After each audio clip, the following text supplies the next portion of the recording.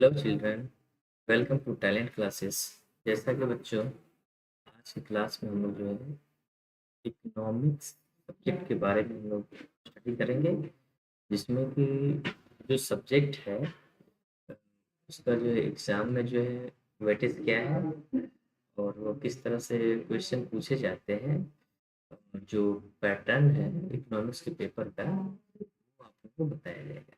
ठीक है, तो इस चीज़ को जानने के लिए इसको मतलब जो जानकारी है आपको चाहिए उसको प्राप्त करने के लिए आपको इसको ध्यान से समझना और देखना होगा। ठीक है, तो आइए चलते हैं, हम लोग जो है उस पेपर को देखते हैं और किस तरह का लेवल है उसका, वो किस टाइप का क्वेश्चन पूछता है और मतलब कितने जो क्वेश्चन का लेवल है वो ऑब्जेक्टिव और सब्जेक्टिव है, दोनों टाइप के क्वेश्चन होते हैं।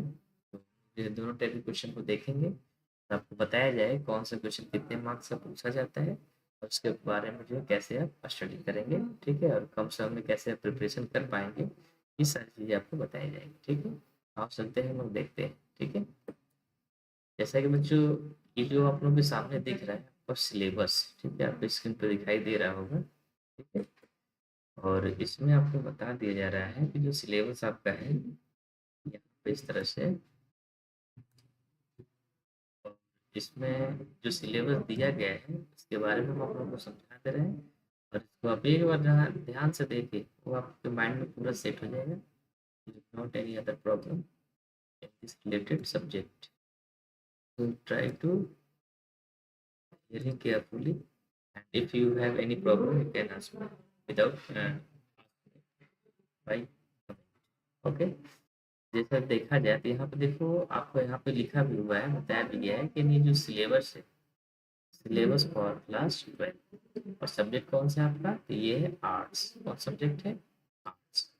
ठीक है, जिसमें कि आर्ट्स में सब्जेक्ट आपका कौन सा है, स्ट्रीम जो है आर्ट है, स्ट्रीम क्या आपका आर्ट है, और सब्जेक्ट जो है इकोनॉमिक्स यानी कि अर्थशास्त्र, हिंदी में इसको अर्थशास्त्र बोलते हैं। और इसके अगर मतलब पेपर की बात की जाए, जो पेपर होता है इकोनॉमिक्स में उसमें अगर बात की जाए तो इसका वेटेज जो है 100 मार्क्स का होता है। और इसके बारे में अगर आप ध्यान से स्टडी करोगे तो बहुत कम समय में आप अच्छा स्कोर कर सकते हो। ठीक, इसका जो वेटेज है आपका यानी कि 100 मार्क्स का होता है ये पेपर। ठीक है, और जो 100 मार्क्स का पेपर होता है ये दो तरह से पूछे जाते हैं। पहला आपका हो गया सब्जेक्टिव, ठीक है, ये आपका हो गया सब्जेक्टिव, और दूसरा हो गया आपका यहाँ पे ऑब्जेक्टिव। ठीक है, जो स्क्रीन पे आपको दिखाई दे रहा है, जिसमें अगर सब्जेक्ट ऑब्जेक्टिव की बात की जाए बच्चों तो ऑब्जेक्टिव में क्वेश्चन जो आपको दिए गए हैं, ठीक है, ये जो है ऑब्जेक्टिव में क्वेश्चन होते हैं।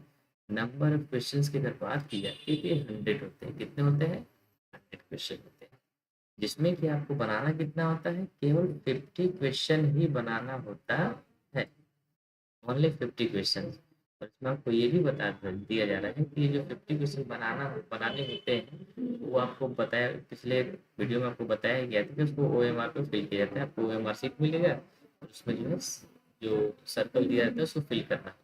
ठीक है, इसमें जो 50 क्वेश्चन होते हैं इसमें जो है वन क्वेश्चन वन मार्क्स, यानी एक क्वेश्चन जो कितने नंबर का होता है, 1 नंबर का होगा। ठीक है, एक क्वेश्चन 1 नंबर, तब 50 क्वेश्चन कितने नंबर पर हो जाएगा, 50 नंबर पर हो जाएगा, यानी 50 मार्क्स हो जाएगा, जो कि यहाँ पे आपको यहाँ पे बता दिए गए। यानी 50 क्वेश्चन बनाने हैं 50 मार्क्स का। ठीक है, बात ये है कि अगर मान लीजिए 50 क्वेश्चन है तो किसी कुछ ऐसे भी बच्चे होते हैं जिनको प्रॉब्लम होती है, मतलब डाउट होता है सर जो 50 क्वेश्चन दिए हैं तो क्या हम एक से लेके यानी 1 to 50 यानी लगातार क्वेश्चन ही बनाएंगे, ऐसा बिल्कुल नहीं है। आपको जो 100 क्वेश्चन है दिया हुआ है पेपर में, और जो OMR शीट होता है, जो OMR शीट है आपका, उसमें भी जो टोटल 100 जो सर्कल दिए रहेंगे, इसमें से आपको जो क्वेश्चन आ रहा है बस नंबर ऑफ क्वेश्चन 50 होना चाहिए, बाकी आप सीरियल नंबर कहीं से कोई भी क्वेश्चन उठाकर सॉल्व कर सकते हो। ठीक है, आप इस तरह की कोई प्रॉब्लम नहीं है, आपका जो OMR शीट है वो चेक कर दिया जाएगा। बस ये ध्यान रखना है केवल 50 क्वेश्चन ही बनाना है। किसी के दिमाग में ये भी है कि सर मान लीजिए हमको पूरा आ रहा है तो पूरा बना दे तो क्या होगा, पूरा भी बना दो तो आपको जो है 100 मार्क्स मिलेगा नहीं, तो जो 50 मार्क्स है तो आपको 50 मार्क्स ही मिलेगा। इसलिए आपको ध्यान रखना है ज़्यादा दिमाग नहीं लगाना है, जितना बोला गया होगा तो पेपर में आपके उतना ही आप उसको क्या करोगे फॉलो करोगे। ठीक है। उसके बाद पहले बच्चों अगर बात की जाए सब्जेक्टिव की, तो ये हो गया आपका। अब देखते हैं हम लोग सब्जेक्टिव के बारे में। ऑब्जेक्टिव वाला पोर्शन आपका कंप्लीट हो गया। सब्जेक्टिव की बच्चों अगर बात की जाए तो इसमें टोटल नंबर ऑफ क्वेश्चन की बात की जाए तो 38 होता है, यानी 38 नंबर ऑफ क्वेश्चन है, जिसमें कि जो सब्जेक्टिव पेपर होते हैं इसको दो पार्ट में डिवाइड कर दिया जाता है। एक है आपका शॉर्ट क्वेश्चन आंसर, ठीक है, शॉर्ट क्वेश्चन आंसर, जिसको बोलते हैं लघु उत्तरीय प्रश्न। क्या बोलते हैं? लघु उत्तरीय प्रश्न बोलते हैं, जिसमें कि आपको जो टोटल जो 30 क्वेश्चन दिए जाएंगे। कितने क्वेश्चन? 30 क्वेश्चन दिए जाएंगे, जिसमें कि आपको बनाना कितना होता है? केवल 50 क्वेश्चन ही बनाने होते हैं। और एक क्वेश्चन कितने मार्क्स का? 2 नंबर का। टोटल मिलाकर कितना हो गया आपका? 30 मार्क्स मिला। यानी कि 30 क्वेश्चन दिए रहेंगे आपको, 15 क्वेश्चन बनाने होंगे दोनों, और एक क्वेश्चन जो है 2 नंबर का होगा। टोटल मिलाकर 30 मार्क्स का ये हो गया आपका एसएसटी का। एसएसटी में जो है मतलब जो शॉर्ट क्वेश्चन आंसर है उसका। ठीक है। उसके बाद यहाँ पे अगर बात की जाए तो फिर हम थोड़ा सा आगे बढ़ते हैं। ये हो गया आपका लघु उत्तरीय यानी शॉर्ट क्वेश्चन आंसर। अब हम लोग आते हैं लॉन्ग आंसर क्वेश्चन में हम लोग एंट्री करते हैं। इसमें प्यारे बच्चों ये टोटल जो है आपका अगर बात करें तो लॉन्ग होता है, इसमें कि क्वेश्चन में दिया रहता है कि आपको 80 टू 100 वर्ड्स में इसका आंसर देना है। उस तरह से बहुत आसानी से आप दे सकते हैं। जो लॉन्ग क्वेश्चन होते हैं उसको आपको रटना नहीं है। आप क्या करेंगे, स्टेप बाय स्टेप उसको समझ लें, इस टॉपिक को, उसका मतलब क्या है, उसके बाद आसानी से आप लिख सकते हैं, कोई प्रॉब्लम नहीं। हाँ, लेकिन ये ध्यान रखना लिखते वक्त जब भी आप क्वेश्चन का आंसर लिख रहे हैं तो उस समय हैंड राइटिंग पे पूरा ध्यान रखना है।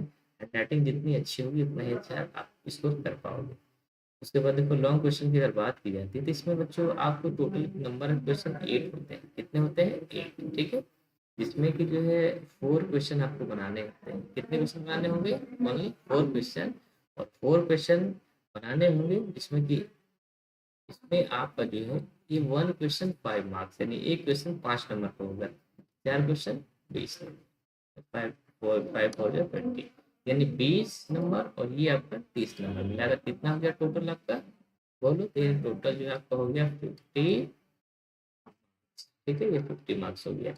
और 50 मार्क्स ये सब्जेक्टिव में मिल गया, और 50 मार्क्स आपका जो यहाँ से आप ऑब्जेक्टिव में प्राप्त कर लेते हैं। 50 कितना हुआ? 100 हो गया। ठीक है। तो इस तरह से आप अपने सिलेबस को क्या करोगे, बहुत आसानी से कवर कर पाओगे। समझ गए? तो आपको बता दिया जा रहा है कि मतलब जो है सिलेबस जो है आपका पैटर्न एग्जाम का बहुत आसानी से आप कवर कर पाओगे। आपको किसी भी तरह कोई प्रॉब्लम नहीं होगी अगर आप ध्यान से सिलेबस को देख करके और प्रिपरेशन अपना प्रैक्टिस करके जाओगे तो आपको किसी भी तरह की कोई प्रॉब्लम नहीं है। ठीक है।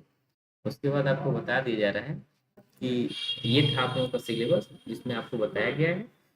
अगर आप इस चीज़ को एक बार समझ लेते हैं, ध्यान से ध्यान देते हैं, तो आप जो भी पेपर बनाओगे उस पेपर में आपको कोई प्रॉब्लम नहीं होगी। परीक्षा का जब पैटर्न पता चल गया तब आसानी से सॉल्व कर सकते हैं। ठीक है। तो बच्चों फिर हम लोग मिलते हैं नेक्स्ट क्लास में। आज के लिए इतना ही। So thank you so very much.